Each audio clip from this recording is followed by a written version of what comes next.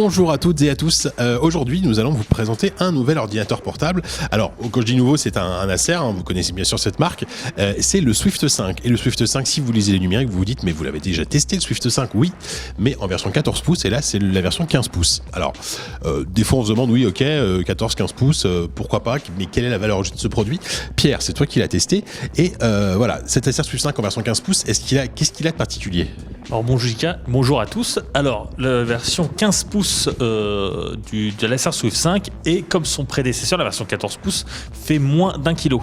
Alors que la version 14 pouces était à 970 grammes, Acer a réussi à rajouter que 10 grammes, donc 980 grammes pour 1 pouce de plus. Donc après nous avons exactement le même ordinateur en plus grand avec un Core i5 ou i7 de dernière génération.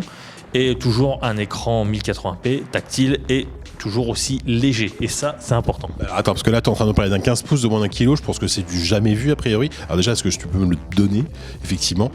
Et effectivement, c'est ultra impressionnant. Alors évidemment, en vidéo, forcément, on se rend pas compte, mais je vous jure que c'est très très impressionnant. On n'a pas l'impression qu'en fait, il est vide, que l'ordinateur est vide. Est-ce que tu peux peut-être nous dire rapidement comment ils ont fait pour le rendre aussi léger? Et bien justement, l'ordinateur est pratiquement vide. Nous l'avons démonté. Donc déjà, c'est un châssis en magnésium, donc qui a l'avantage d'être très léger, malgré le fait que ça laisse quand même quelques traces d'usure très rapidement. Et surtout, l'ordinateur est vide, totalement vide sur les côtés.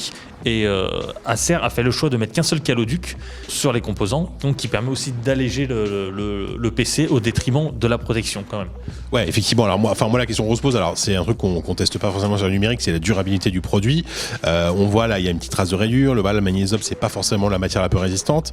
Est-ce que t'as pas peur, toi, au bout de 6 mois, 1 an, que le produit soit un peu abîmé ou voire ne fonctionne plus, quoi? Alors fonctionne plus, je sais pas. Je pense que là, on se risque à dire que le produit n'est pas fiable. Non, le produit, à mon avis, continuera à bien fonctionner au bout d'un an. Le problème, c'est que c'est dans quel état il sera au bout d'un moment, parce que c'est vrai que le châssis a tendance à se rayer extrêmement facilement. Donc là, au bout d'une semaine de test, on a déjà fait une grosse rayure alors qu'on l'a utilisé de manière totalement classique. Donc transport dans un sac, posé sur une table, travailler dessus. Donc là, pour le coup, c'est vraiment un peu inquiétant. Et c'est vrai que c'est quelque chose qu'on ne voit pas forcément au premier abord, mais qu'il faut quand même prendre en compte. Et là, pour le coup, c'est un peu dommage. Mais en dehors de ça, donc a priori c'est un super PC. Je crois qu'on lui a mis 5 étoiles quand même donc c'est une excellente note.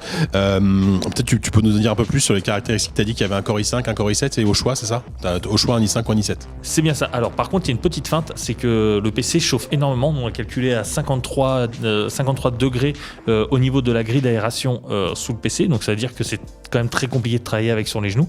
Et niveau puissance, c'est exactement la même chose en Core i5 qu'en Core i7. Donc pour le coup, vaut mieux se pencher vers un Core i5 qui est quand même moins cher et qui chauffe exactement de la même manière.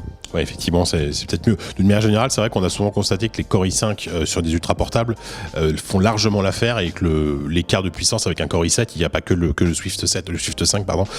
C'est vraiment c'est souvent le cas sur les ultra portables.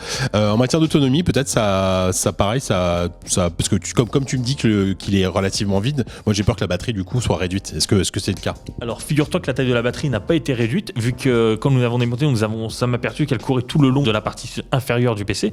Et donc, lors de notre test habituel, donc Netflix ou Chrome, on a calculé que le PC s'éteignait au bout de 9 heures. Donc, ce qui est quand même dans la fourchette haute des ultra portables actuels et qui permet de travailler toute une journée sereinement sans avoir besoin du chargeur. D'autant plus sur un 15 pouces, c'est effectivement très bien. En termes de confort d'usage, ça va? Le clavier, ce clavier touchpad et tout, t'as eu des soucis toi à l'utilisation? Alors pas de soucis. Après c'est vrai que le clavier n'est pas le meilleur clavier du marché. Le touchpad fait le boulot aussi, mais ça reste très correct pour l'écriture, pour la bureautique basique. D'accord. Donc du coup, évidemment, ce qui est plus impressionnant, c'est le poids de cet ordinateur, mais en plus, ce qui est plutôt cool, plutôt appréciable, c'est qu'au-delà de ça, ça reste un bon ordi avec un bon écran. C'est un très très bon produit si on veut être à la fois un écran assez grand et à la fois travailler de manière très très mobile, quoi.